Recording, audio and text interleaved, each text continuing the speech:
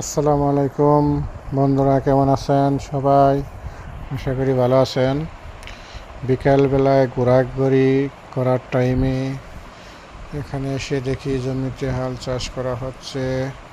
এখানে ধান রোপণ করা হবে, কিন্তু দুঃখের বিষয় পশ্চিম সাইডে বন্যার পানি ঢুকে পড়েছে।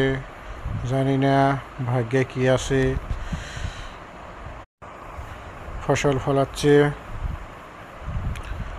জানি না আল্লাহ তাআলা ভাগ্যে কি রাখছে। তাই বন্ধুরা সবাই দোয়া করবেন, পানি যেন বেশি না হয়, ফসলগুলো যেন নষ্ট না হয়।